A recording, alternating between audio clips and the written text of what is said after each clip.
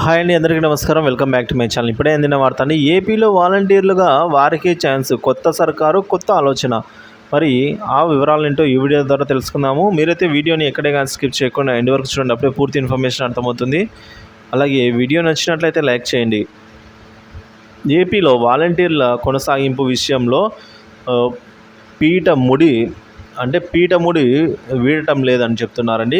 So ఒక మంత్రికి ప్రత్యేకంగా బాధ్యతలను అప్పగించడంతో వాలంటీర్ వ్యవస్థ కొనసాగుతుందన్న నమ్మకం ఏర్పడింది. కానీ ఎంతమంది కొనసాగిస్తారు, ఎంతమందికి ఉద్వాసనలు పలుకుతారు అనే విషయంలో సస్పెన్స్ కొనసాగుతుంది. రాష్ట్ర వ్యాప్తంగా 2.5 లక్షల మంది వాలంటీర్లుగా ఉన్నారు. అందులో 1 లక్ష మందికి పైగా ఉద్యోగాలకైతే వారు రాజీనామా చేశారు. సో ఎన్నికల సమయంలో వైసీపీ తరఫున ప్రచారం చేసేందుకు వీలుగా ఆ పార్టీ నేతల ఒత్తిళ్లతో వాలంటీర్లు రిజైన్ చేశారు.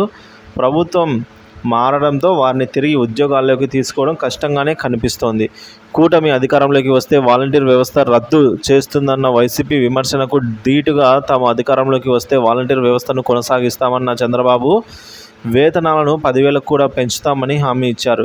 ఈ క్రమంలోనే వాలంటీర్ వ్యవస్థ బాధ్యతలను ప్రత్యేకంగా ఓ మంత్రికి అప్పగించడంతో వాలంటీర్ వ్యవస్థ కొనసాగింపుపై క్లారిటీ వచ్చినట్లు అయింది. వేతనం పెంపుపై కూడా త్వరలోనే ప్రభుత్వం చర్చించి నిర్ణయం అయితే తీసుకోనుంది. అయితే వైసీపీ హయాంలో 10వ తరగతి ఉత్తీర్ణతతోనే, అంటే 10th పాస్ అయితే చాలు వాలంటీర్లకు అప్లై చేసుకోవచ్చు. ఇప్పుడు మాత్రం వాలంటీర్ ఉద్యోగానికి మినిమం డిగ్రీ అయినా ఉండాలి అని చెప్తున్నారు.